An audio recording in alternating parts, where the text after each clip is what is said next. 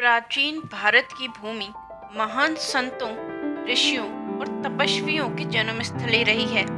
ऐसे अनेक प्रसंग मिलते हैं जहां साधारण व्यक्ति ने अपने कर्मों और पुण्य के प्रभाव से असाधारण ऊंचाइयों को छुआ है।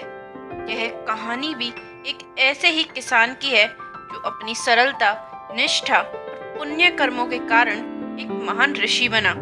उसकी यात्रा केवल भौतिक नहीं बल्कि आत्मिक और आध्यात्मिक रूप से भी प्रेरणादायक थी। तो बने रहिए हमारे साथ इस वीडियो के अंत तक इस रोचक कथा को जानने के लिए। बहुत समय पहले एक छोटे से गांव में धनपाल नामक एक किसान रहता था।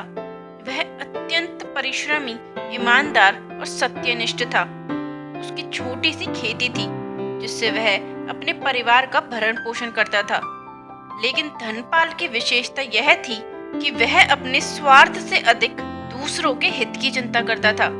वह प्रातःकाल उठकर अपने खेतों में हल चलाता और दिन भर परिश्रम करता, लेकिन जब भी किसी जरूरतमंद की सहायता करने का अवसर आता, वह अपना कार्य छोड़कर पहले दूसरों की मदद करता। धनपाल को एक दिन खेत में काम करते हुए एक घायल पक्षी मिला।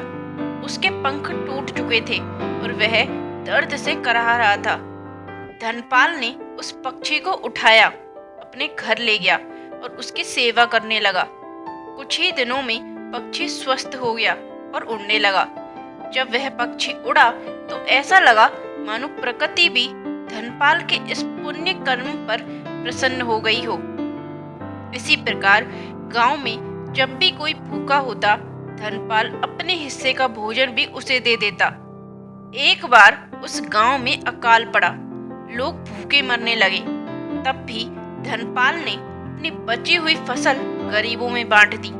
उसकी पत्नी ने कहा, हमारे पास भी तो सीमित भोजन है, हम क्या खाएंगे? इस पर धनपाल ने मुस्कुराते हुए कहा, अन्न का असली सुख तब है जब इसे बांटा जाए। एक दिन गांव में एक वृद्ध साधु आए।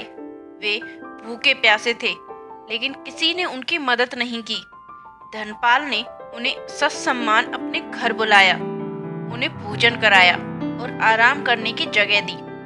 साधु अत्यंत प्रसन्न हुए और बोले, वत्स, तू केवल किसान नहीं बल्कि एक सच्चा संत है।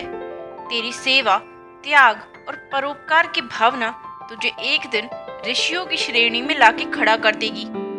धनपाल ने इस बात को गहराई से महसूस किया। साधु ने उसे ध्यान और तपस्या का मार्ग दिखाया। धनपाल ने उनसे पूछा, क्या मैं भी एक ऋषि बन सकता हूँ? साधु ने उत्तर दिया, ऋषि वही होता है जो अपने कर्मों को निष्काम भाव से करता है। तू पहले से ही ऋषि तुल्य है।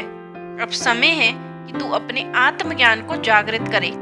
साधु की बातों ने धनपाल के भीतर गहरे प्रभाव डाला। उसने अपनी जमीन गरीबों को दान कर दी और तपस्या के मार्ग पर चल पड़ा। वह वन में चला गया। वहां उसने कठोर तपस्या प्रारंभ की। उसने अन्न जल छोड़कर केवल फल और पत्तियों पर जीवन यापन करना शुरू किया। धीरे धीरे उसकी चेतना जागृत होने लगी। वन के जीव जंतु भी उसके पास आने लगे, मानो वे उसे अपना संरक्षक मानते हों। एक दिन घोर वर्षा हो रही थी। एक घायल हिरण धनपाल के आश्रम में आकर गिर पड़ा। धनपाल ने उसकी सेवा की और कुछ ही दिनों में वह स्वस्थ हो गया। इस प्रकार धीरे धीरे धनपाल की ख्याति दूर दूर तक फैलने लगी। लोग उसे ऋषि धनपाल कहकर पुकारने लगे। एक दिन एक विद्वान ब्राह्मण वहां आए और धनपाल से शास्त्रार्थ किया। धनपाल ने उत्तर दिया, शास्त्र पढ़ने से ज्ञान नहीं मिलता जब तक उसे अपने जीवन में उतारा ना जाए। ब्राह्मण को धनपाल के उत्तर से आश्चर्य हुआ। उन्होंने उसे ब्रह्म ज्ञान की दीक्षा दी। इसके बाद धनपाल ने कई वर्षों तक कठोर साधना की और आत्मज्ञान प्राप्त किया। अब वह केवल एक किसान नहीं बल्कि एक सच्चा ऋषि बन चुका था। उसकी वाणी से शास्त्रों की दिव्यता झलकने लगी। अब ऋषि धनपाल ने संकल्प लिया कि वह समाज को सही मार्ग दिखाएगा। उन्होंने कहा, मनुष्य को पुण्य कर्मों का आश्रय लेना चाहिए। न धन से, न यश से, केवल कर्मों से ही मनुष्य महान बनता है। उन्होंने अपने अनुयायियों को शिक्षा दी कि सच्ची भक्ति सेवा में है, त्याग में है और सबसे बढ़कर अपने कर्मों में है। एक साधारण किसान जिसने अपने जीवन में केवल दूसरों की भलाई की, वह अपने पुण्य कर्मों के बल पर ऋषि बन गया। यह कहानी हमें यह सिखाती है कि जीवन में सच्ची सफलता केवल धन और वैभव में नहीं, बल्कि सेवा, त्याग और परोपकार में है।